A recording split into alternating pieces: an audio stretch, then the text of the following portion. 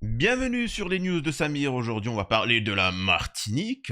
Bienvenue à tous ceux qui viennent de la Martinique et qui vont regarder cette vidéo. N'hésitez pas à soutenir en laissant un petit commentaire et en likant et en vous abonnant surtout. Alors, pourquoi cette vidéo? Alors, comme vous le savez, hein, l'actualité, je traite l'actualité et parfois il y a des choses qui sont prioritaires et malheureusement, bien évidemment, ce qui se passe au Moyen-Orient est tellement dramatique que souvent, quand je dois poster une vidéo, voilà, bon, souvent c'est sur ce sujet-là. Ce qui est dommage parce qu'il se passe aussi des drames ailleurs. Et là, on va parler de la situation en Martinique qui est catastrophique, comme dans tous les territoires d'outre-mer français.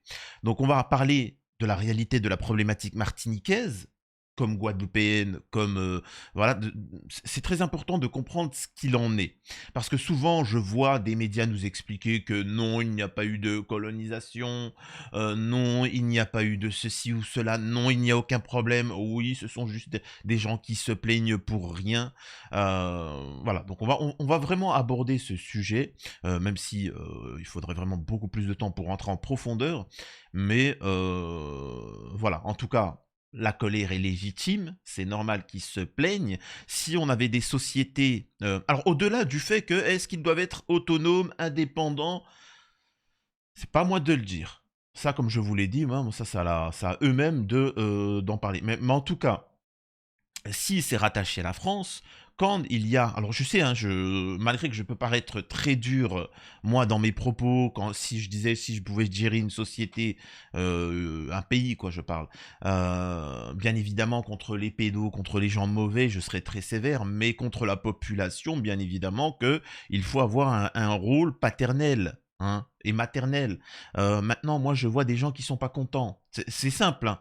Pourquoi vous n'êtes pas content? Qu'est-ce qui se passe? Est-ce que c'est légitime, oui ou non? Quelles alternatives on peut vous proposer? C'est tout simple. J'envoie pas l'armée, j'envoie pas la police. Enfin, il y a un moment, humainement, c'est qu'il y a un problème. Alors déjà, si on en arrive à des manifestations, à des choses comme ça, c'est que déjà, il y a eu il n'y a pas eu d'écoute. Hein. Donc on va parler un petit peu de tout ça. Avant de démarrer la vidéo, je vous invite à vous abonner, laisser un petit commentaire, un like pour le référencement, me rejoindre sur les réseaux sociaux et sur mes chaînes secondaires. Alors, on va lire quelques articles au fur et à mesure pour comprendre un petit peu la teneur de ce qu'il en est. Et ce n'est pas non plus hein, qu'une question d'argent. Hein, comme j'entends. Mobilisation contre la vie chère en Martinique. Le couvre-feu prolongé jusqu'au 21 octobre. C'est du même type. En fait, il faut bien comprendre aussi une chose. Hein. C'est un ensemble de problématiques. C'est pas que du racisme ou autre. Les gilets jaunes, il faut bien que vous compreniez aussi, vous, dans les îles, les gilets jaunes sont sortis juste pour qu'ils soient moins taxés et avoir une vie digne en travaillant. Ils ont perdu des yeux, des mains, des trucs comme ça. Ils se sont fait déglinguer. Donc faut comprendre que nous sommes sous domination. C'est pour ça que ça me fait rire aussi quand j'entends Free Free Palestine, mais la Palestine elle est libre et c'est pour ça qu'elle se fait déglinguer la gueule. Et quand t'as quelqu'un qui souhaite, comme par exemple les Gilets jaunes, être libre de travailler et d'en vivre, tu vois, eh ben on leur déglingue la gueule. Ce qui se passe dans les îles, c'est ce qui va se passer de par l'Occident. C'est-à-dire, vous allez travailler, vous allez vivre, vous allez voir qu'il y a des richesses, qu'il y a tout ça, il y a la pêche, il y a même machin, et vous n'arriverez pas à vous nourrir. C'est-à-dire que même avec ton salaire, tu n'arriveras même pas à payer l'électricité de ton logement. Tu n'arriveras même pas à payer le loyer de ton logement. Tu n'arriveras même pas à payer la nourriture pour te nourrir. Tu vas me dire, merci, l'État va venir et pour te donner juste de quoi survivre. Comme ça, tu seras dépendant du système, tu seras dépendant du grand empire qui te permet de te nourrir. Et tu te dis, mais le grand empire, il ne travaille pas, il fait juste taxer notre argent. Et c'est là où tu comprends qu'en fait, mais on n'a pas besoin de lui, c'est lui qui prend tout l'argent et qui nous empêche de vivre. Et en échange, il nous donne des petits tickets alimentaires comme ça, histoire de dire que... ne soyez pas sous domination. Enfin bref, je digresse dès à présent alors que c'est pas moi.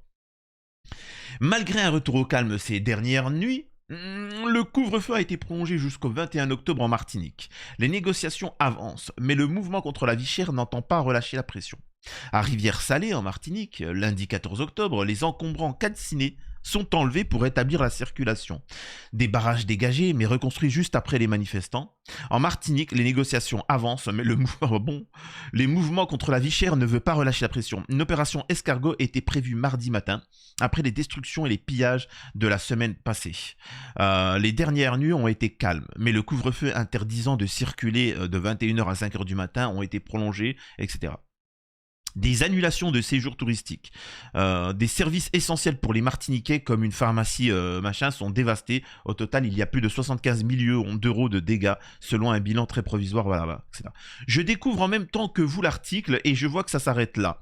Et là, ça, c'est très important de lire des articles, de découvrir en même temps, de vous donner des clés de lecture. Il faut aussi que vous compreniez si vous êtes en Martinique, si vous êtes en Algérie, si vous êtes au Moyen-Orient, si vous êtes en Russie, si vous êtes cela, comment nous on interprète l'information. Donc là, par exemple, on ne sait pas. Pourquoi ils ont manifesté concrètement, ils font des dégâts, ce sont des salauds, point barre, tu vois. C'est limite, ce sont des terreaux, tu vois. Donc voilà, c'est ça les articles en France. C'est des informations qu'on a pour vous dire que nous sommes sous manipulation. Mais bon, continuons. La Martinique sous couvre-feu, l'aéroport temporairement fermé à la suite d'un regroupement de manifestants sur la piste. Le tarmac de l'aéroport de Fort-de-France a été envahi et 3 voies... Vous savez, ça me fait penser à quoi? Ça me fait penser à l'Algérie. Alors, je vais prendre l'avocat Divisio, comme j'aurais pu prendre tout plein de personnes. Pour ceux qui ne le savent pas, il faut savoir que l'Algérie a été, et vous verrez que c'est en lien aussi avec la Martinique, la Guadeloupe, etc. Il faut savoir qu'il y a eu un géno. Plus de la moitié de la population a été décimée. Au début de la colonisation. Ensuite, la population s'est réduite au fur et à mesure. Ils leur ont empêché l'accès aux écoles et ainsi de suite, etc. Et ensuite, il y a eu la guerre d'indépendance. Le peuple algérien aurait pu disparaître. Mais bon, bref. Et ce que retient, par exemple, Divisio, qui est un Italien devenu français, etc., ce qui le marque, hein, c'est pas qu'il y ait eu plusieurs millions. Il y a eu à un moment 50% de la population qui a été décimée. Quand par exemple en une journée, il y a eu plus de 50 000 victimes. Bon bref. Il vous dit, oui mais quand elle s'est libérée l'Algérie, alors que déjà un mensonge, mais bon. Il y a un moment ils ont enlevé les cloches des églises. C'est ça, c'est vraiment la mentalité béquée. Tu vois. Et ça, vous ne pouvez pas... Alors, autant, là je m'adresse aux gens, autant vous pouvez débattre et échanger, mais il faut aussi que vous ayez conscience que parfois, tu ne peux pas débattre. Moi, il y a des gens qui me disent, Samir, pourquoi tu débats pas avec telle chose?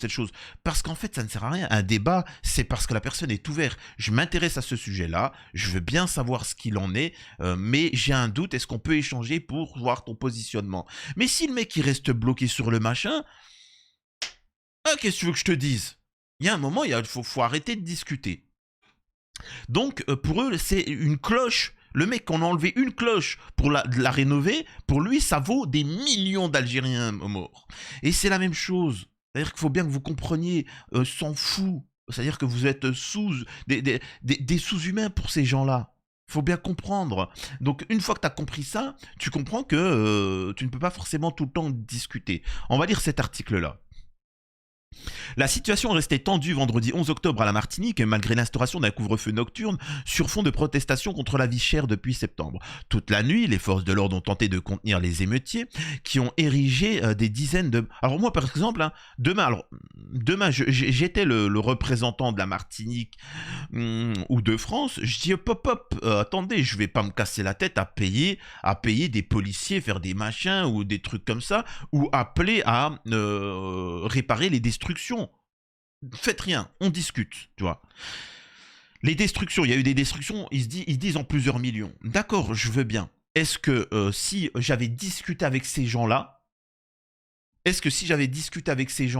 ils auraient évité les destructions, on aurait économisé plusieurs dizaines de millions, et ces dizaines de millions, j'aurais déjà pu les injecter dans le... Enfin bref. C'est une parenthèse. Selon une source préfectorale, 32 interpellations ont été effectuées et 12 blessés légers ont été répertoriés par les forces de l'ordre. Quelques 150 véhicules ont brûlé, machin, blablabla. 12 gendarmes avaient été blessés. Bon, ça, je m'en fous. La situation, c'était... Alors, bon, en résumé, pareil. Hein, ça, donc, on ne nous explique pas. Alors, pour que vous compreniez, ce n'est pas qu'une question d'argent. Effectivement, le prix des produits de première nécessité, même de tout, hein, en Martinique, il est catastrophique. C'est beaucoup trop. C'est énorme, c'est incroyable le niveau de vie. Et on y vient en France. Il faut bien que vous compreniez, c'est que en France, on y vient petit à petit. Hein. Ça faut bien, pour ceux qui ne se rendent pas compte, il faut voir qu'à l'époque, ne serait-ce qu'il y a 20 ans, les prix comparés en maintenant en France, c'est, les gars, on se fait pigeonner et ça sera de pire en pire. J'aime bien, c'est le responsable de Lidl ou de Leclerc qui avait dit, les gars, avec ce qui s'est passé en Ukraine et puis la mentalité qu'il y a en cours, comprenez-le bien, pendant les 20 prochaines années en France, il n'y aura que des augmentations. Alors, pour vous faire accepter la pilule, il y a le principe des dents de scie. Ça veut dire que on va augmenter, on va faire une annonce pour augmenter le prix des pâtes de 50%. Les gens vont dire pas content, Macron si tu savais ta réforme, ou on se la met, et vous allez sortir, vous allez être pas content. Les syndicalistes vont venir, les partis politiques corrompus, ils vont venir et dire pas content, Macron si tu savais ta réforme, ou on se la met. Et ensuite on va négocier et ils vont baisser de 20%. Donc en fait l'augmentation elle sera que de 30%. Et vous allez être content. Oui, merci, on va voter pour si, et on est content. Sauf qu'en finalité, ça a augmenté de 30%. Tu vois. Le but de ces gens-là, c'est que ça augmente de 30%. Donc au final, regardez ce que ça fait. Hop, hop, hop, hop, hop, hop. Mais en fait, tu montes, toi. Tu montes. C'est-à-dire que quand tu prends du recul, ça fait que monter. Je m'en fous qu'il y ait des temps en temps, ça descend un petit peu. Donc, et c'est problématique, hein. Ça, c'est vraiment... Ce n'est même pas pour se faire comme je l'entends. J'entends parfois les Martiniquais dire, et c'est le cas, oui, ceux qui contrôlent les Guadeloupéens, les Martiniquais, ou etc., ceux qui contrôlent le pays, enfin la zone, c'est des béquets, c'est des colons, c'est les colonialistes qui ont, de familles qui se sont truqués et qui ont gardé le monopole depuis. Hein, depuis. C'est même pas pour ça. C'est pour vous dominer et vous contrôler. Parce que quand tu es sous assistance d'un système, où on te fait croire que tu es sous assistance d'un système, tu ne te révoltes pas.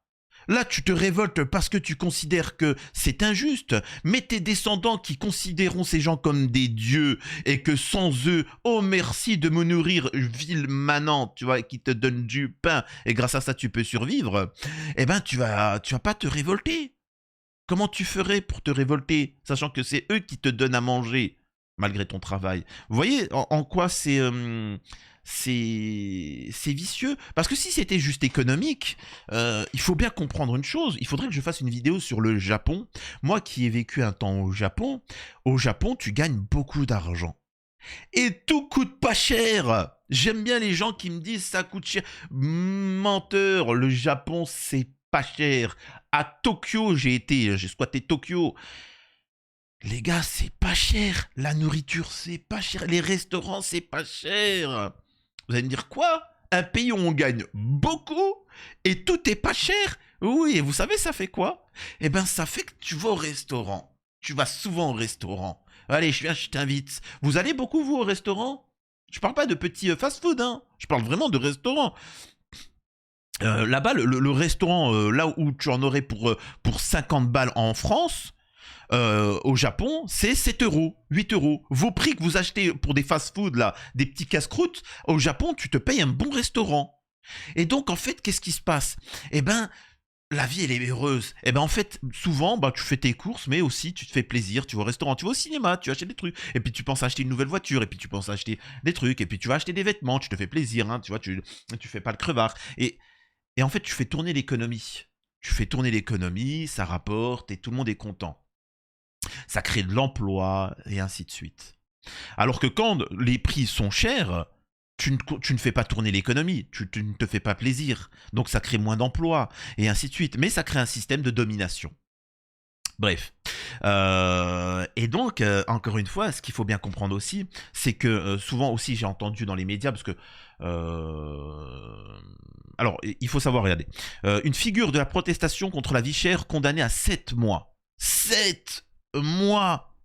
C'est fou. On a un juge à Dijon qui a qui a mis à vendre sa fille sur les réseaux pour que des adultes la bipent. Il a pris, je crois, 3 mois avec sursis. Ou un truc comme ça. En tout cas, il a pris du sursis, quoi. Tu dis, c'est quand même infiniment plus grave, quand même. Enfin, c'est fou. Donc, on veut faire taire le machin. Je précise que, oui, la Martinique a été colonisée. Elle a été colonisée. Et ça, il y a plusieurs centaines d'années. La problématique, c'est que c'est une...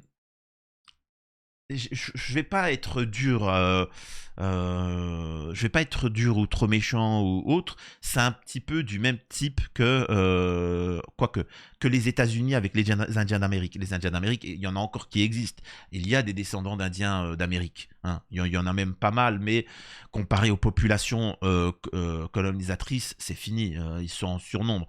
Excusez-moi de dire ça, il y a plus de Noirs et il y a plus de Blancs européens. Alors les Noirs, bien évidemment, issus de l'esclavage, etc.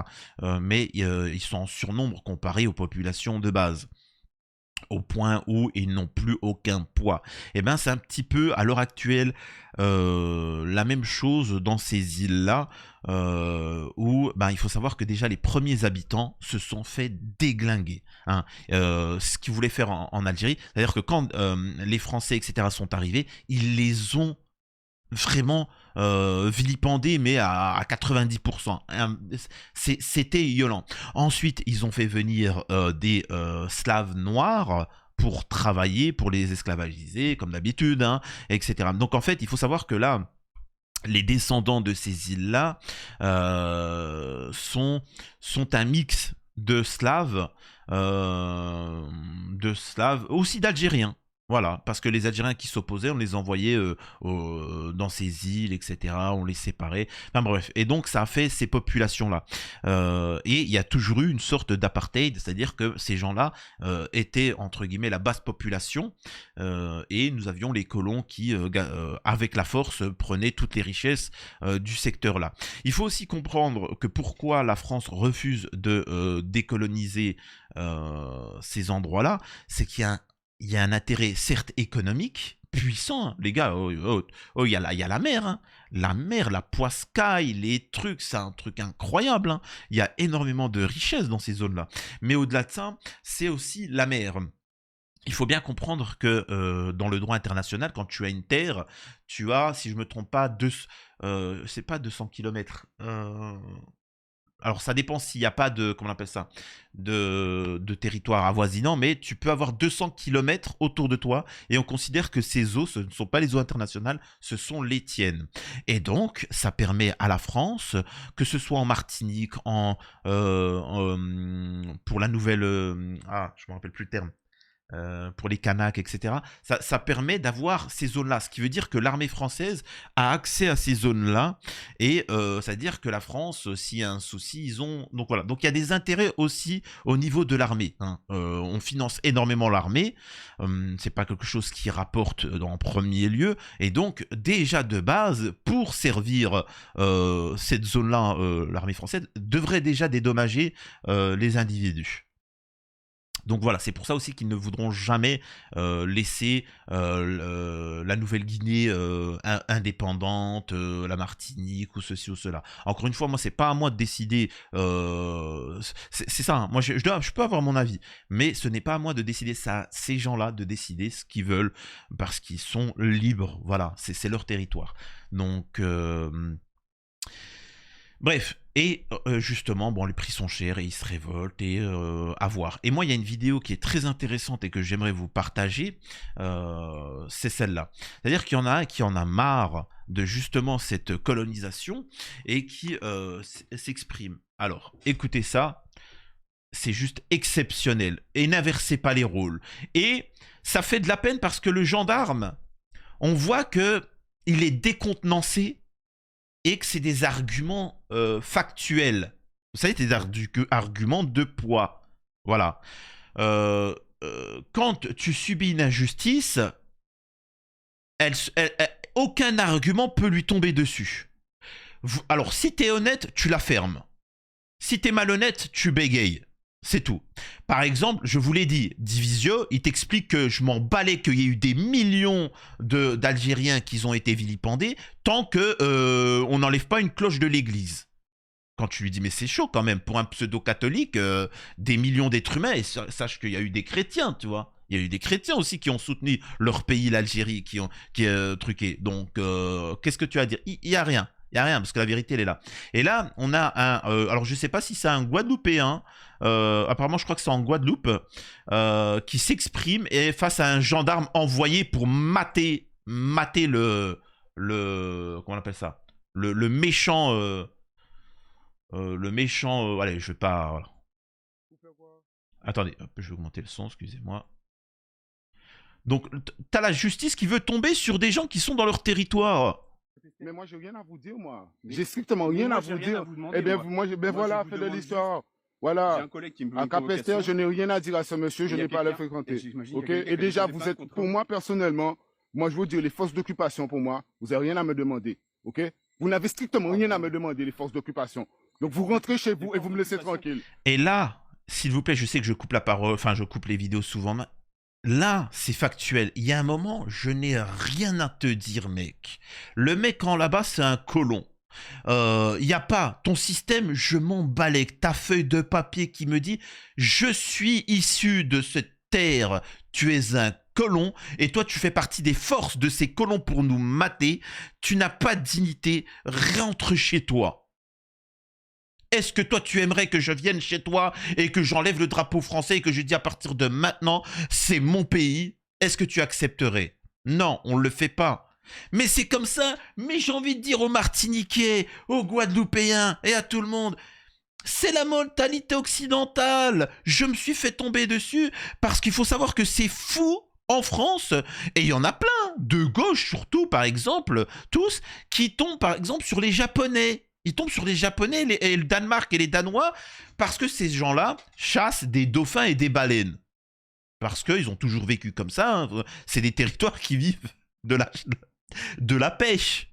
Et donc, ils chassent des dauphins et des baleines.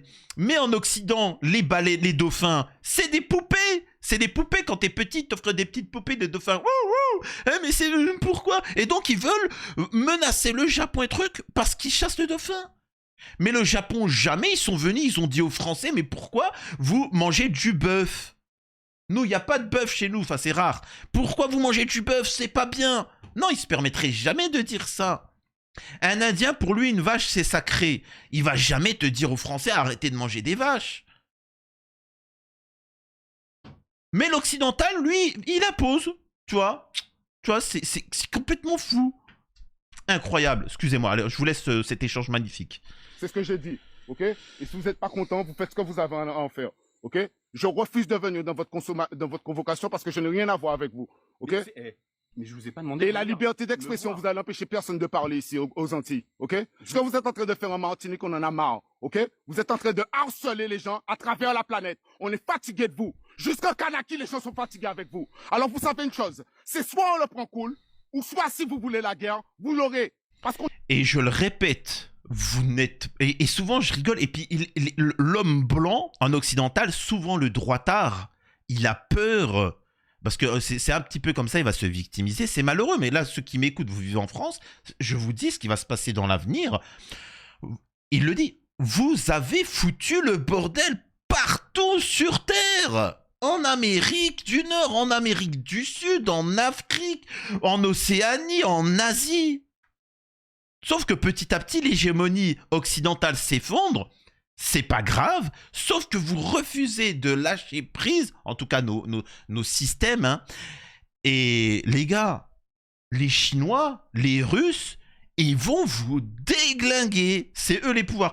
Ils vont vous déglinguer la gueule. Les Chinois, pareil. Il faut savoir que cette fois, par exemple, les Occidentaux ont déglingué les Chinois parce que, voilà, on appelle ça les guerres de l'opium. On va pas rentrer dans les détails, mais voilà. Et donc, on va se prendre le retour du bâton Parce qu'en fait, les gens ne veulent pas discuter. C'est comme ça. Et tellement ils ont une idéologie et qui croient à leurs mensonges qu'au bout d'un moment, bah, va falloir hausser le ton.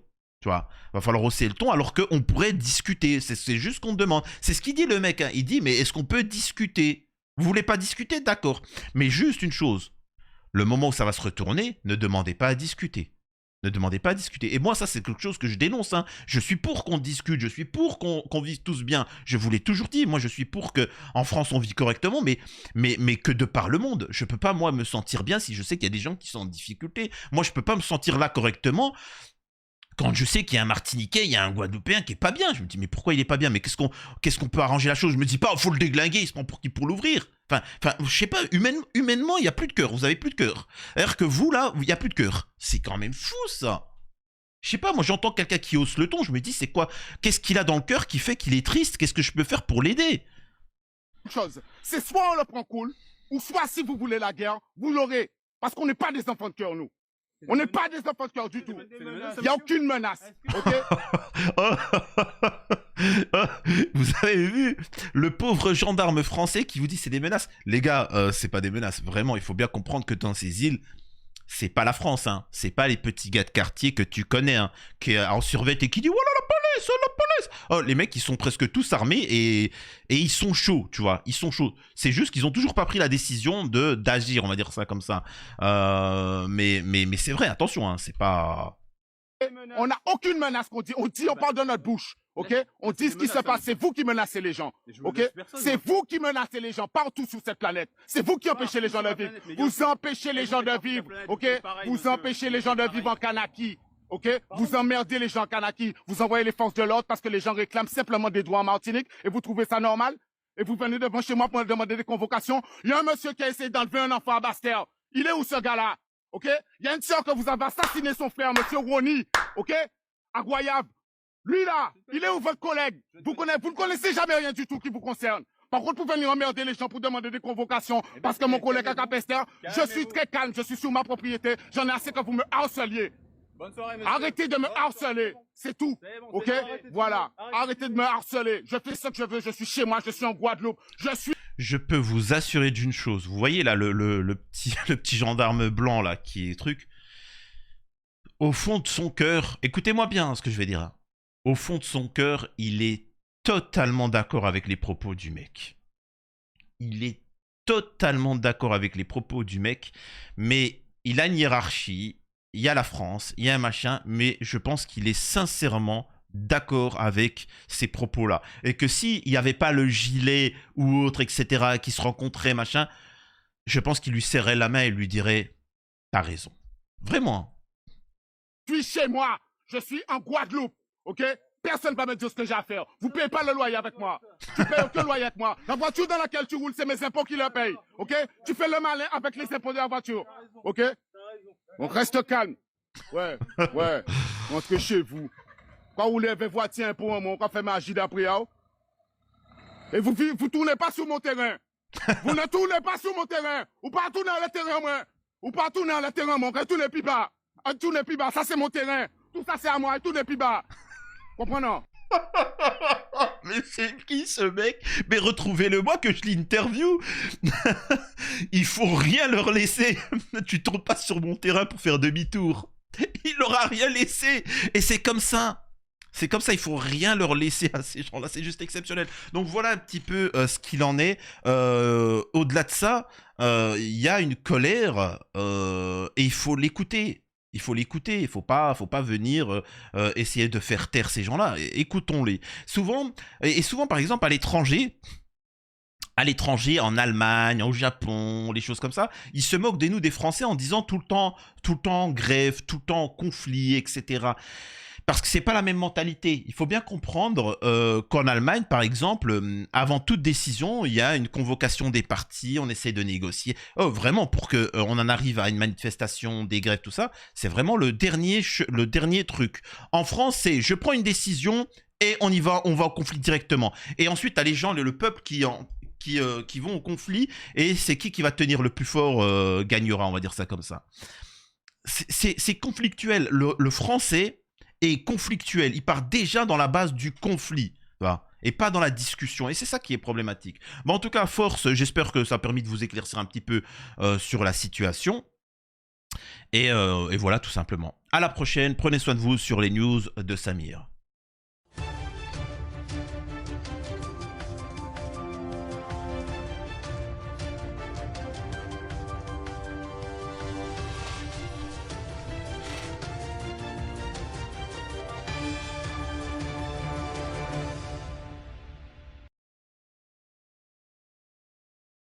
Ah, j'ai oublié de préciser